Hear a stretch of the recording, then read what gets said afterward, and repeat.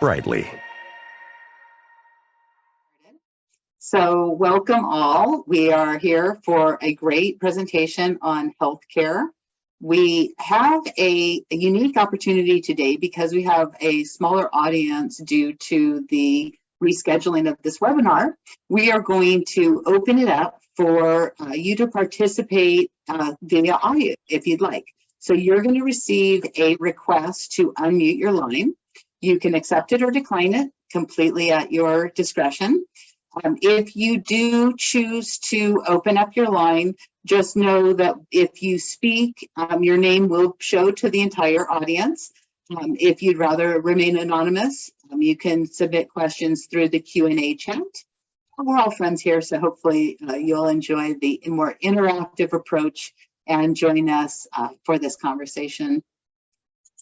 So Mark, we'll turn it over to you. Oh, the video, the recording, the webinar will be recorded, and we'll send you a link to the recording after.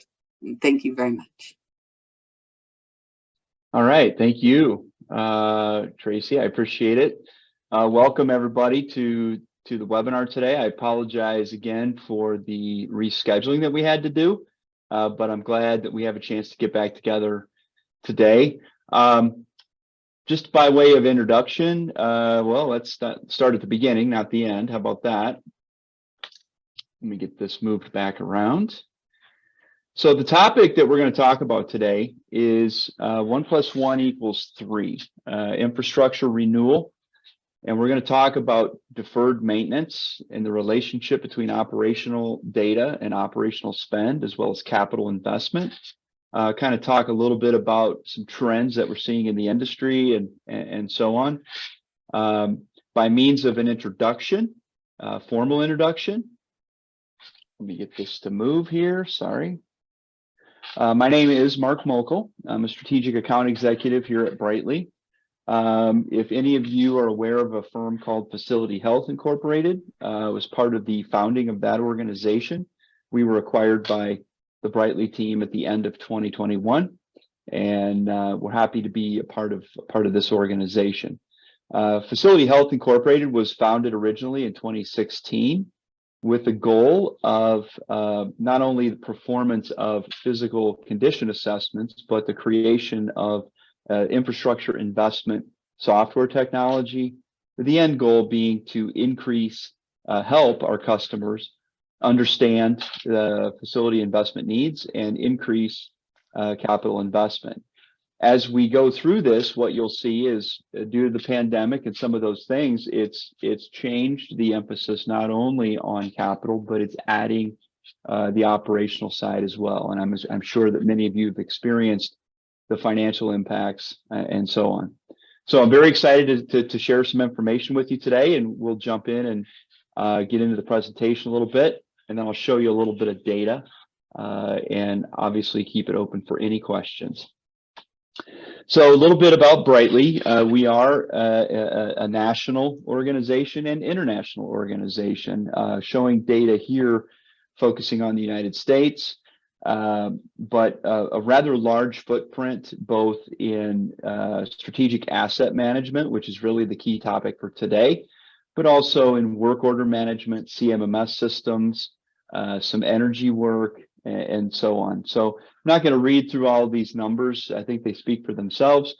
But the point of this is, with this type of a footprint, it gives us the ability to look across multiple organizations and look at data, analytics, et cetera, and hopefully help all of our customers understand some of that information. The end game here, though, is strategic asset management or enterprise asset management. Lots of definitions there. I like this one. Enterprise asset management involves the management of the maintenance of the physical assets of an organization. And I think this is a great talking point, a great analogy. You know, oftentimes we look at the facility and we talk about maintenance. What do our teams do? We maintain the facility, right? We fix stuff when it breaks. We do the preventive maintenance. But enterprise asset management really is a step above that. It's looking at the facility and the maintenance activities more from a business perspective. And so I like to bring that perspective to this discussion because indeed, managing a facility is different than maintaining a facility. We get involved in budgeting, project management, so on and so forth. As we all know, we have to do it in the live environment. So oftentimes we are fixing things or renovating spaces or replacing assets. And it's the equivalent of changing the engine on an airplane while it's flying, right? So we all know that takes very sophisticated, very high consultative engagement with our shareholders, with the patients, with staff, and so on.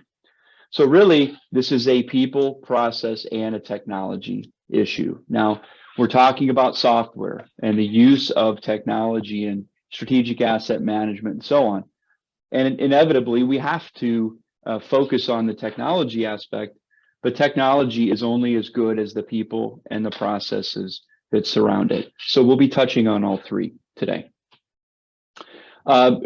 Speaking of technology, there's two software platforms that from a Brightly perspective, we bring to the market. I'll show you how these are related. The Works Hub is our computerized maintenance management system, specifically designed for the healthcare environment. So from a Brightly perspective, we have multiple platforms working in municipalities in K through 12, higher education, manufacturing, but healthcare, as we know, has its own unique requirements, particularly around compliance. And so that is one element of the technology stack that we're talking about today. The second is a platform called Origin. This is what we brought over from Facility Health Incorporated. And the focus on Origin is really taking the operational data that we have available in the work order system and using that information to drive an objective, risk-based capital planning, operational budgeting type perspective. So when we talk about Origin and investment, what we're really focusing in on is prioritizing investment, mitigating risk, and improving facility performance. I'm going to use some of the data that we've acquired here to really paint a picture for you that I hope will help. From an Origin perspective, we're currently tracking the age and the performance of over 100,000 core MEP assets, over 90 million. This is a little bit dated. We're now over 90 million square feet. And the total replacement value for these assets is about $12 billion. So that national footprint is what's giving us some of the data that we'll be sharing with you today. When you take 1 + 1 = 3, what's the difference here? So when we look at the Works Hub or any CMMS system for that matter, what we're talking about is, again, managing the facility, managing the maintenance. This is where we have to have a single source of truth with asset inventory, maintaining an accurate inventory of those assets, work order processing, preventive maintenance, AEM programs if you're using the alternative equipment maintenance and management for your maintenance, and certainly inspection, testing, and maintenance. So there's a lot of information that we're tracking in the work order system, and I like to call this operational intelligence. Now, why is that? Most CMMS systems essentially are reporting on past performance, right? We know what our preventive maintenance schedules are. We know when we're supposed to do our generator, monthly and quarterlies, our rounding for life safety and so on and so forth. But in terms of reporting on work that is done, it is a view to the past. How many work orders did we open and close? How did we do on our preventive maintenance? On the Origin side, we want to take that information and use it to look forward. So I call that strategic intelligence. Asset inventory is the key because we have to have that accuracy. What assets do we have? How old are they? How are they performing, et cetera? And then we can look at, are we doing the PM that has been scheduled? How many break fix orders are we seeing? Those are potential modifiers to the condition of an asset. So if you think about the operational intelligence, how have we been performing? And we align that with an accurate inventory, we can then use that to forecast into the future capital investment needs, project feasibility, so on and so forth. So that's the 1 + 1 = 3. In terms of the flow, just to kind of say the same thing with some visuals, when we talk about establishing this strategic asset management baseline or enterprise asset management, many times it starts with a baseline facility condition assessment. Now that can take many different forms and features. Obviously, it's an engineering perspective, but oftentimes a facility condition assessment is really as much focused on inventory validation as it is the actual assessment of the assets. So a lot of times clients will ask us to come in and perform an FCA, and certainly the engineering data that we acquire is extremely valuable, but oftentimes that FCA is being used to validate the inventory, and it can be used as a means of eliminating or archiving those old asset records in the system that are no longer valid. So when we look at that, we're looking for the accuracy of the inventory.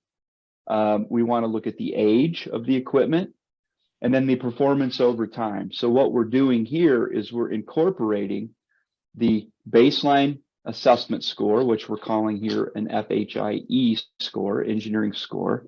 And then FHIR and FHIM, we're looking at preventive maintenance and repairs.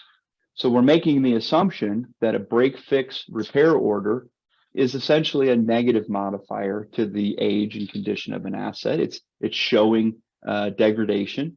Preventive maintenance is assumed to be a positive modifier of useful life. It's like changing oil in the car. Why do we do that? Theoretically, to extend the age or extend the life of the car and the engine. So inside of this system, we also have what we call a universal asset repository, which is where we can project the replacement time, the replacement cost of the assets. And so think of this data flow that ultimately allows us to create this dynamic condition assessment and the ability to look forward and say, when should we consider replacement of certain assets? Now, one of the things we do, and I'll focus on this in the next couple of slides, if you look in the lower right-hand corner, all of this is driven by risk ranking. Now, when we talk about risk ranking, from an engineering perspective, a lot of us tend to think, what's the probability of failure? What's the likelihood of failure of a particular asset? We look at it differently. So the probability of failure is really a function of the age, the condition, and the maintenance history and all that stuff. So we are tracking that. But the risk that we're talking about here is, what is the risk to the organization if a particular asset fails? Case in point, if we lose an air handler that serves an operating room or a suite of operating rooms, we know that the business impact and the patient safety impact is massive. So if we're looking at all air handlers, for example, we want to know which air handlers are serving, critical spaces, ICU, OR, NICU, so on and so forth, or isolation wards, versus an air handler that serves, the visitor's lobby or a storage facility. Those have very, very different, might be the same piece of equipment, but they have very, very different risk profiles in terms of failure. So our end goal here is we want to make sure that we're focusing investment, whether it's operational investment or capital investment. We want to focus it on those assets that have the most impact to the performance of the business and to the safety of our patients, in our communities, if we're in senior living, et cetera. So the goal here, and I found this on the internet, I'm assuming that Aristotle actually said this: the whole is greater than the sum of the parts. So again, 1 + 1 = 3. Now, why are we bringing this to the table? Well, I'm going to step back a little bit, and if any of you have heard or seen some of the speaking that I do at different national conferences, I'm very big on using analogies and different ways to get people to think about our infrastructure, our aging infrastructure in healthcare. And so I go back and I'm looking here at the year 1977. And if you're not familiar, this is actually the first MRI. The first full body scan MRI was performed in 1977. I'm not sure I want to see any of my family members in this particular piece of equipment, but that's where we started. 1977, this is pretty much state of the art from an automotive perspective. And I think for those of you with silver hair, you know what I'm talking about. The cars from the 70s were the cars from the 70s, right? This is what our computer technology looked like in the mid 70s, right? This generator was installed in a hospital in the United States, and this generator's still in use today. Now, that begs the question, and I get a lot of feedback. Well, that generator's probably still good. Maybe we did a rebuild of the engine or the on the electrical side. We did all of that. This may be a perfectly good generator, or it may not. We have to go and look at the data. How is it performing? Is it passing all of the monthlies, the quarterlies, the triannuals, the annuals? You know, the data is what tells us whether this generator it should still be in use or not. We want to make that an objective discussion. But this isn't my story. This is the story of the American Hospital Association. And for those of you that are members of the American Society of Healthcare Engineering, ASHE published this study back in 2015 that showed the age of plant. And this is essentially another form of measurement of the age of equipment. It's the physical age compared to the financial age or the depreciation. And essentially what ASHE was saying back in 2015 is that the average age of plant increased significantly over the last 20 years. So anecdotally, I think we all know that.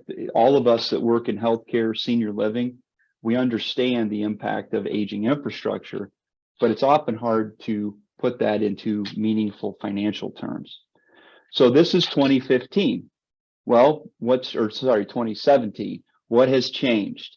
Well, we all know about the pandemic. Now, aside from the human impact of the pandemic, there is a harsh reality that we're all facing in the healthcare space that continues with us today. So I was part of a presentation almost 2 years ago where we were predicting that because of the financial challenges of the pandemic, that we would continue to see budget pressure, both capital and increasing pressure on the operational side. That has come true. I recently read a report from not Kaufman Hall, it was a McKinsey group, had published some information that healthcare organizations can expect to see this difficult financial situation for another 2 to 3 years, which means during the pandemic, we had a lot of reduced or frozen capital budgets. That is continuing today. But the punchline here, folks, is that the buildings continue to age. Just because we're not investing the money or we can't invest the money right now doesn't mean that the facilities aren't continuing to age. In fact, in some cases, we're running the facilities harder due to the HVAC requirements of the pandemic. We saw and are seeing more furloughs, staff reductions, so continued pressure on the operational side. Obviously, inflation and supply chain, I think you're all familiar with that. And at the same time, we're being asked to harden the facilities against climate change. We're reimagining the facility itself. What's the impact of telemedicine and so on and so forth. All of these things are happening at the same time. As many of you may know, I'm a candidate for the ASHE Advisory Board. And this is one of the platforms that I've been speaking on regularly is how can we harden facilities and improve the performance of the infrastructure at the same time where we're facing capital budget freezes, operational staff reductions, and so on. It's kind of the perfect storm. So the conclusions of this little introduction, infrastructure investment has been lagging for decades. And early in the pandemic, I heard a lot of folks say, you know what, when we get to the other side of the pandemic, we're going to return to normal. We'll get back to business as usual. What the ASHE data is telling us is that the business as usual was not sufficient. So we already were facing some difficulties with the aging infrastructure. In my personal opinion, the pandemic is just expediting the very same issues that we were already seeing before. So the financial projections indicate that securing or allocating the needed funds is going to be more difficult. If you're asking for capital or you're defending operational budgets without data to back up your request, you're probably going to be in for a tough time. So I think projects will need to be more documented, more justified, more validated in order to get approved. So the whole point here is to talk about transforming our thinking, transforming the way we communicate with our leadership in terms of the investment that's required. So why am I dragging you through all this? Well, I want to set the stage and talk about, how do we deploy this? How do we talk about 1 + 1 = 3? And in my simple words, it's really about following the data. So these 6 questions, this is a friend of mine that runs a hospital down in Texas. And we were kind of talking through the budgeting process and how do you communicate with your leadership? And it came down to these simple questions. What assets do you have? How old are they? How are they performing? What's the risk if they fail? What's the impact of that failure? So, if you lose your chiller plant in Texas and you can't keep temperature humidity control, that could be a massive impact to the business. So linking the infrastructure to the service lines and the spaces that it supports is a key part of that risk discussion. And then ultimately, how much would it cost to replace those assets proactively versus reactively? We all understand that boilers don't fail on the weekend. They fail on Christmas Eve, right? Air handlers and chillers, it always happens at the worst time. And we know that there can be a cost multiplier of anywhere from 2 to 10 times if we're replacing assets in an emergent situation, we're expediting, and we may ultimately end up with solutions that are less than optimal because we've lost an opportunity to engineer a better replacement asset. So when we talk about assets, a lot of times, when we talk about square footage and all those things, I like to drill down and say, what assets do you have? If we know what the assets are, we can actually do a lot of pre-configuration because we know how to manage these assets. In this particular example, we have an indoor air handler, 24,000 CFM, right? We know it was installed in 2011. It serves an ED, so it's a high risk air handler. Depending on accreditation, doesn't really matter if you're DNV, Joint Commission, HFAP, etc. All roads lead back to CMS. CMS does allow for alternative equipment maintenance and management on this particular asset type. Now, you can't do it for a generator. That's a life safety asset. But for HVAC, that is fertile ground to look at balancing and right-sizing the preventative maintenance. So from this little bit of information, we can use that looking into the Works Hub and actually lay out a baseline configuration. How do we want to maintain this asset? Because we know all of these things. And at the same time, it can also feed our strategic intelligence on the origin side. Because it's 24,000 CFM, we can do some pretty solid project estimation or feasibility studies on what it would cost to replace those assets. I'm going to take you into Origin just for a moment and give you a little bit of context to what this really looks like. This is the Origin software. And what I want to share with you first, if we look at an asset and the data that I'm going to share with you here, you'll see right away this is fully aligned with the same data record in the work order system.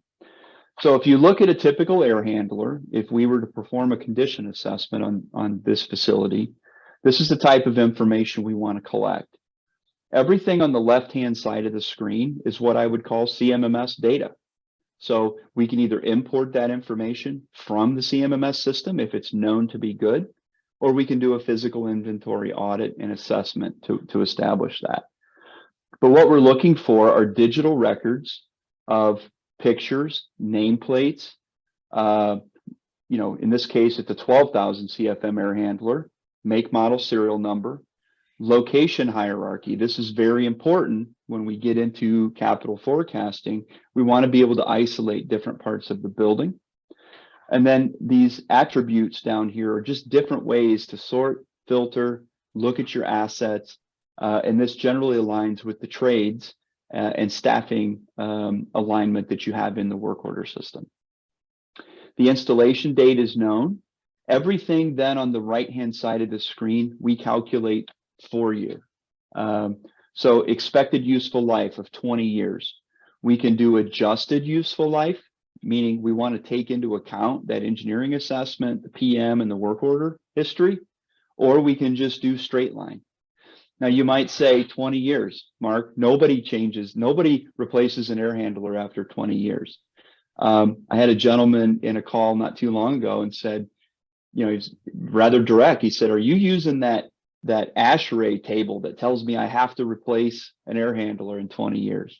And my answer is, well, we do use that 20-year benchmark, but just because we're saying 20 years doesn't mean that you have to replace it in 20 years. It's a benchmark, and it allows us to look at every single air handler in our portfolio and compare the relative age.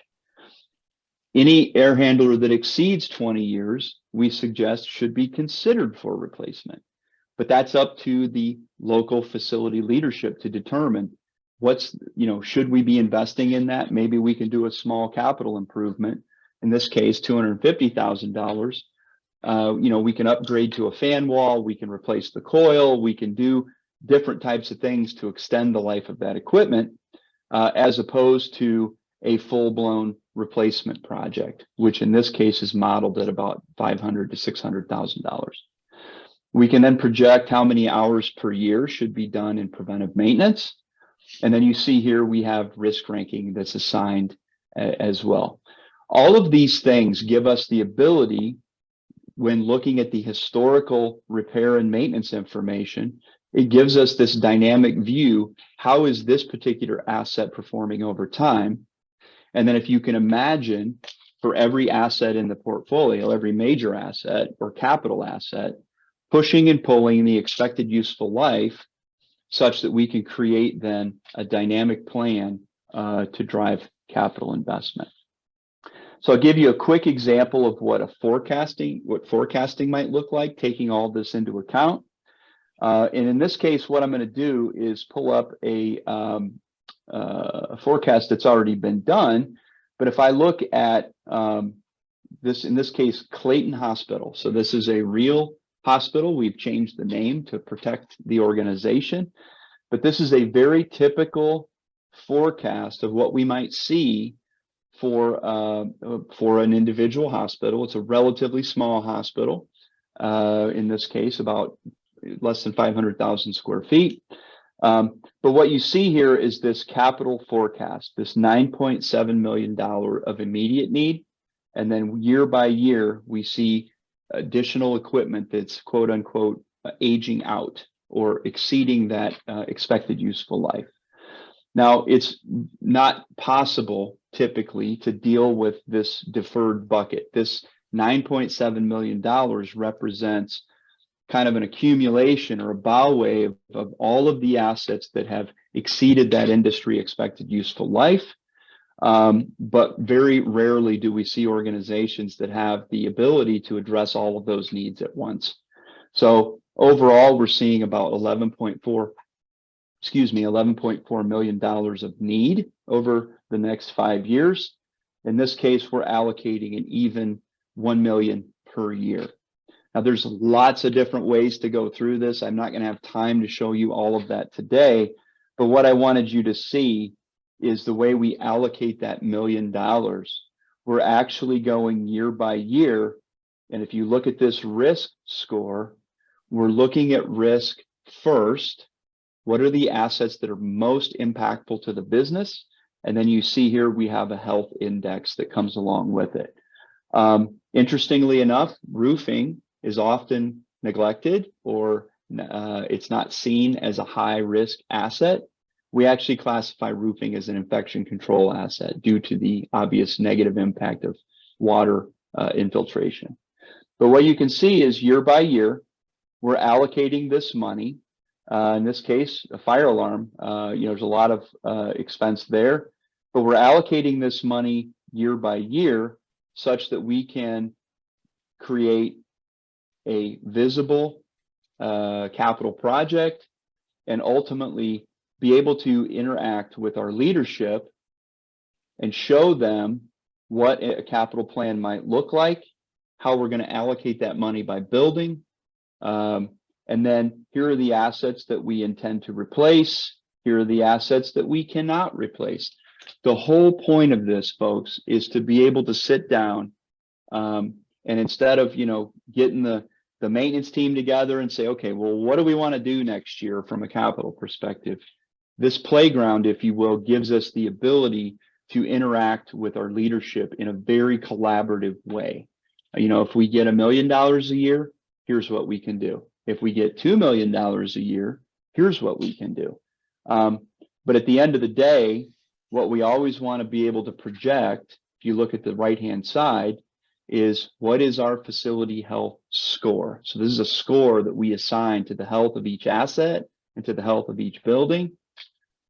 And that $1 million spend can actually create a very significant improvement in the overall health of the facility. So that's a very, very quick example of what this looks like.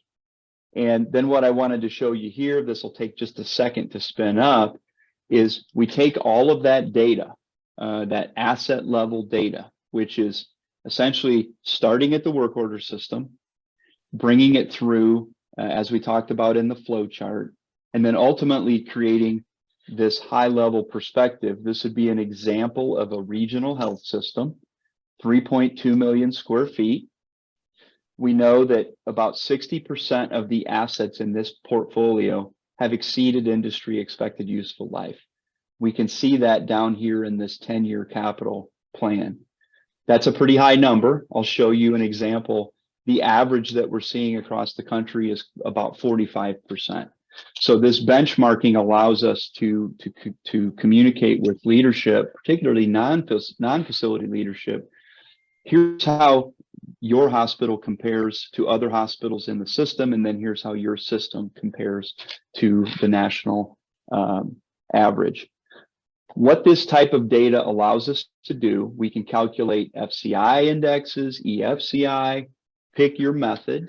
There's no right or wrong answer in terms of tracking the health and the age of equipment, but we like to be able to produce that data. But most importantly, what it tells us is we need to be spending somewhere between, say $2 a square foot annually. We'll keep this portfolio around 60% deferred. If we want to reduce the overall age of our portfolio, $4 will get us to about 40% deferred over the next 10 years, and $6 a square would get us down to 20%. The best performing portfolio I have seen, other than new buildings, is a health system that has about a 27% deferred. And that's based on some very robust capital investment. So long story short, I want to watch the time today. The point here is this dashboard is that strategic summary. This is that view that a CFO can look at and say, how do we compare and where do we want to be in 5 or 10 years? So I think the end goal here, folks, is to get away from just the annual budgeting process, but to create 3, 5, maybe even a 10-year strategic infrastructure plan where we can set goals and then the organization can manage towards those goals.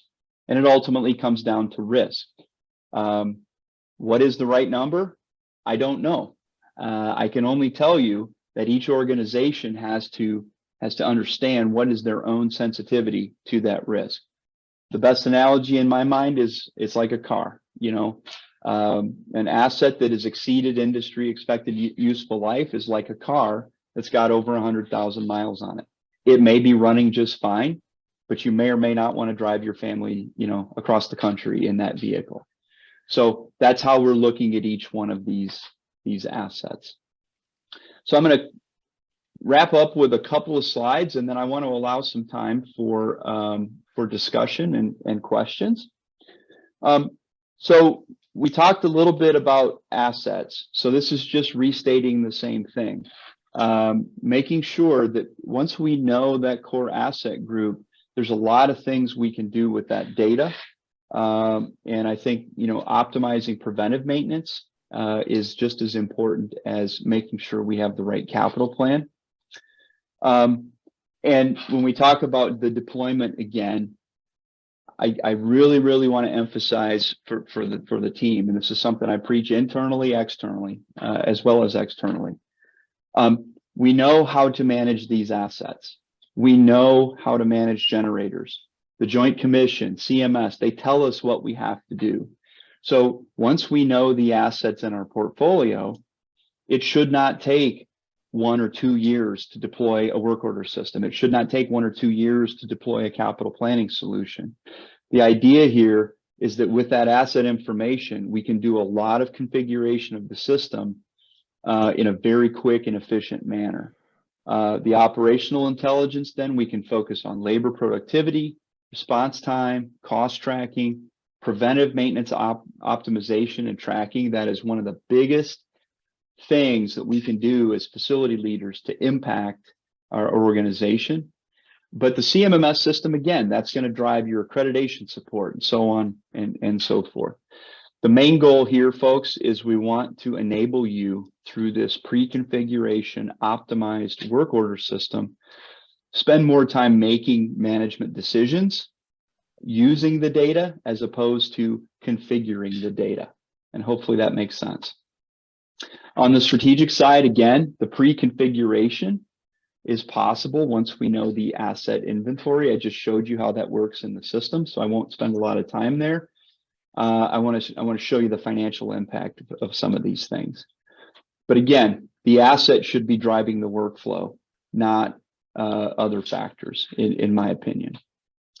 So the result is we have a singular data flow that we can use to support all levels of facility management: day-to-day work orders, day-to-day processing, optimization of PM, all the way up to a strategic infrastructure plan and the inclusion of infrastructure data in facility master planning and so on. So kind of wrapping this up from a high level perspective, when I think about enterprise asset management and some of the things we've talked about, there's really 3 fundamental questions that come to my mind. I'd like to say I came up with these questions, but this is based on a lot of interaction with facility leaders across the country. The first question is, how much should be invested to properly maintain the facility? What's the right balance between capital and operational? Which costs are fixed cost? Mandatory. So for example, if 80% of the work that we do from an operational perspective is compliance driven, it's mandatory work. Why would we view our operational budgets as being discretionary, right? So understanding the costs, what's the work that we have to do, all of those things come together in this question, how much? Next question is, where should we invest? Well, we talked about that based on risk. I don't mind seeing 30 or 40% of assets in deferred status. My next question is, which assets are they? I don't want to see generators and fire alarms and fire suppression, ATSs. Those are not assets that we want to see perpetually aging. But we may have assets, especially when we have redundancy in non-critical spaces, where we can allow some of those assets to even run to fail. Run to fail is not always a bad strategy. It depends on the asset and the space that it serves. So again, we want to prioritize investment based on risk. And then third, how do we measure that performance? So if we're going to sit at the big table, with the CFO, the C-suite, the capital committee, whoever that is, and we're going to be asking for this money, one of the best things we can do is take this data then and show them, well, you gave us $2 million last year. Here's where we spent it. Here's how we positively impacted the facility health index or the facility condition index or the age of plant. Pick your metric. But we all understand that the capital and the operational budgets, those are precious resources. So it's our job as facility managers to communicate back to our leadership how and why we are being good stewards of the resources they provide. So I'm going to give you a quick financial example that I think will kind of tie all this together. But I want to define this for you. Deferred maintenance. There's a lot of people talking about deferred maintenance. I think it's a term that gets thrown around a little bit. So I want to put a very specific definition on this. In my mind, deferred maintenance, it's the compilation of infrastructure assets that have exceeded industry expected useful life based on either age or age and condition, right? And they should be considered for replacement. It does not mean that they are in imminent failure mode. And I think that's very, very important when communicating with our leadership. It's important that we're objective in our assessment of assets. Yes, this asset is old. Yes, it's performing well, but here are the risks if it fails, so on and so forth. It's essentially an accumulation of risk.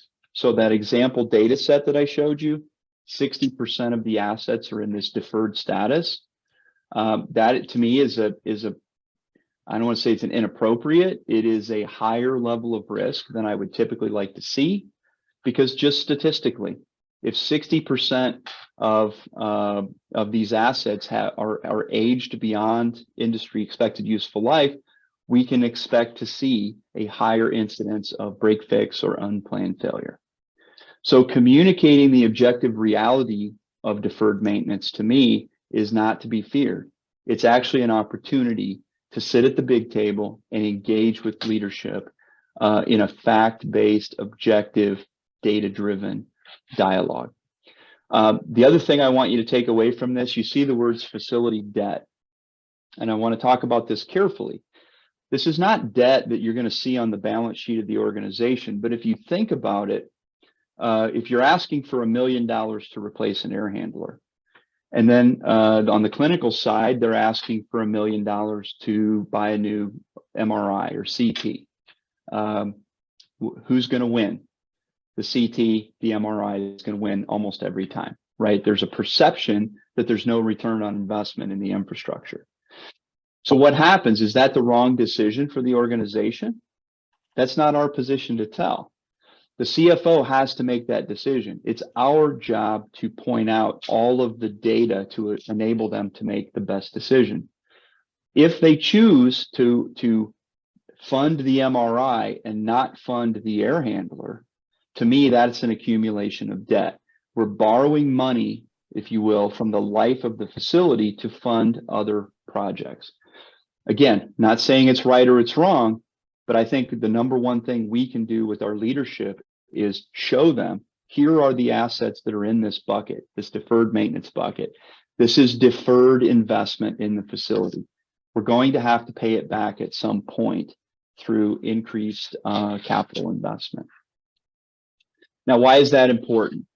There are other buckets here. Maybe some of you have seen my presentation on this. I'm going to make this brief. When we look at all of the different expenditures that I mentioned earlier, in the middle here, we have compliance. This is a huge operational spend for general operations, for compliance, knowing how much money you're spending on this fixed cost. This is a basic cost of doing business. It doesn't really matter if you have 100% census or 50% census. We still have to perform certain tasks to maintain compliance. So I consider that to be a fixed cost of doing business. We have a lot of variable costs. We have break fix, unplanned work orders, right? Plunging toilets, changing light bulbs, repairing leaking coils, you name it. There's a lot of work here. And then sadly, we still have unplanned failures. So there is also a capital spend that is often directed at failures in the infrastructure. These are variable costs, but these are also non-discretionary. If you're flooding the hospital, you don't have a choice. You have to stop, drop, and roll and go deal with that flood. But essentially in break fix, we're not increasing the performance of the facility. We're actually just restoring operations. These green buckets then are that proactive budgeting. That's investment in the facility that's enhancing the performance. We're putting new assets. We're upgrading equipment. We're installing a reliability-centered maintenance program. These green buckets are investments that can be made in the facility. Now, some of this data we hold in Origin. Some of this data is coming from the Works Hub. But again, I wanted to make sure you see the relationship. So when we look at the national averages, just the last couple of slides here, this is that 46% number that I was talking about, 46% of assets being in deferred status. Nationally, we're seeing a need for about $3 to $6 per square foot in capital. And then I'll actually show you some preventive maintenance data as well. So when we look at, in this case, I'm looking at about 1 million square feet. I want to take this national average of 94 million square feet and break it down into a bite-sized chunk. When we're looking at 1 million square feet, we have about $110 million worth of assets in the portfolio, infrastructure assets. It's 971. In this particular case, it's about 46% deferred. So we have about $50 million worth of equipment that's sitting in this red bucket. Now, what's the impact of preventive maintenance? Well, JLL published a great study about 4 or 5 years ago, and they talked about the impact of preventive maintenance on the life of equipment. And what they suggested is anywhere from 20 to 50% change in the expected useful life of a piece of equipment, depending on whether you're doing preventive maintenance or not. We took that information and we've modeled, in this case for this particular hospital, 2 guardrails, 0% PM and 100% PM. Now, nobody's going to do 0 and nobody's going to do 100, but I want you to see the financial impact of this. So in this case, if we shorten the expected useful life of every asset in this portfolio by about 20%, and let's just say we're not doing any preventive maintenance, we see a 10-year capital need of about $99 million for this portfolio. Now, if we optimize PM and we do 100%, we fully fund the PM, we do everything we can to extend the life of the equipment. That 20% change reduces our 10-year capital need from 99 million down to about 78 million. Now, the data that's behind that is it's about $500,000 in operating budget annually to fully fund a PM program for this particular site. But we're impacting $26 million of capital over 10 years, or on average, about 2.6 million. So what this suggests as a financial model is that a $500,000 annual operating investment dedicated to preventive maintenance can reduce our annual capital needs by about $2 to $2.5 million. That's a positive ROI. That is a very different dialogue that you can have with your leadership that really comes out of the pandemic. Once again, we saw people freezing capital and then reducing headcount on top of it. And my advice to everybody is that is the worst thing we can do financially, because if we, think about this, I can't afford to buy a new car, so I'm going to stop changing the oil in the car I have now to save a little bit of money, right? It doesn't make any sense. So having this type of conversation with your leadership, fine, we don't have the capital right now due to financial concerns. Let's, at a minimum, let's not reduce our staff. Maybe we can even increase our staff. Maybe there's a little bit of money that we can spend to extend the life of the equipment that we have and ultimately reduce that capital need. So that's where this operational data and the strategic data come together. So kind of summarizing again, the 1 + 1 = 3. We're looking at the relationship between the works hub and origin, which is another way of saying operational intelligence, strategic intelligence, and understanding how the money flows through our organization.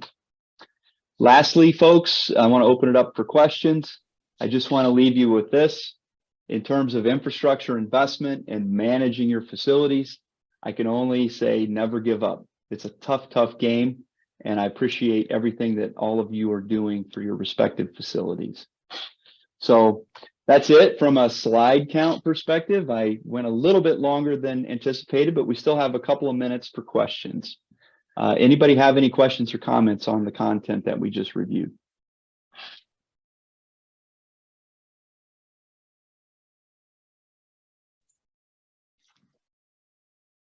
Tracy, did any comments or questions come in the chat? I couldn't see all of that. Yeah.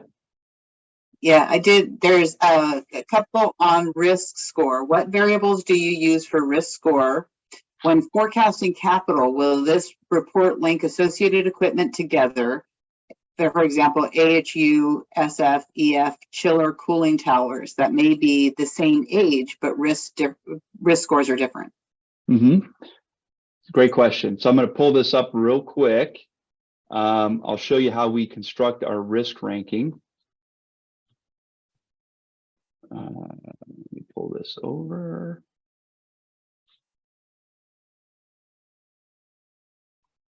So this is an example, sorry, the different slide format, but this is an example of the risk ranking that we use. So the way this works, if you talk about air handlers, for example, we would say all air handlers start life as an environmental support asset with you're mapping it to NFPA, which we recommend, space risk, NFPA 99, disruption of comfort, average maintenance, and average redundancy. Once we do an assessment or we work with the client and we find out that air handler XYZ serves an OR, we would actually recommend classifying that as an infection control asset, and injury being the next highest risk category from an NFPA perspective. So what that allows us to do is, if you have 40 air handlers on a campus, you might have 10 that are truly infection control, critical air handlers. You might have 10 that are non-critical, and then everything else falls out. So in terms of the capital projection that you talked about, that risk score actually will be very visible in the projection. A high risk rank air handler will get priority over a lower risk air handler. And that's where the management comes in. We have to look at the risk and the condition, but it enables us hopefully then to make better decisions. And then there was a second part to the question. I want to make sure I address that. What was that, Tracy? It was when forecasting capital, will this report link associated equipment together, like AHU, SE, SF, EF, chiller, cooling towers with same age but different risk scores? Yeah, so the answer is maybe, and I want to quantify that. It's almost impossible programmatically to link all of those assets together without doing the physical audit, so that you can link together this pump services that chilled water loop and so on and so forth. But once we go through the assessment, I didn't get to spend a lot of time on it, but there is a field, if you will, that we call location served. So we want to tie those assets to the locations that are served. And then after that, we have to go to the next level and look at, which pumps are connected to which assets. And so I'm giving you kind of a partial answer. It does take some work to link the assets, but once you can go through and map those assets together, then yes, you can do capital planning and, more importantly, project feasibility based on a collection of assets. So if you're going to replace an air handler 1 for 1, chances are you're going to touch the ducts, obviously, around it. You may want to service other components in the same mechanical space while you've got the system down. Hopefully I answered your question. I don't know who that came from, but thank you for your question. No, that's Nice. good. Yeah, that was good. Thank you. Yeah, thank you, Frank. There, I saw your name pop up. Any other questions or comments? And if you'd like to unmute and ask any questions live, feel free to do so as well. And I'll pop up my, and Tracy, I'm not sure what the, in terms of post communication, this is my contact information. Please feel free to reach out to me if you have any questions or comments or feedback. I'd love to hear from you, and if the stuff that I'm talking about, I'd love to hear your stories too, if you're seeing the same things from your respective organizations. Well, Tracy, thank you for hosting. For everybody that joined, thank you again, especially with all the changes, and I hope to hear from you soon.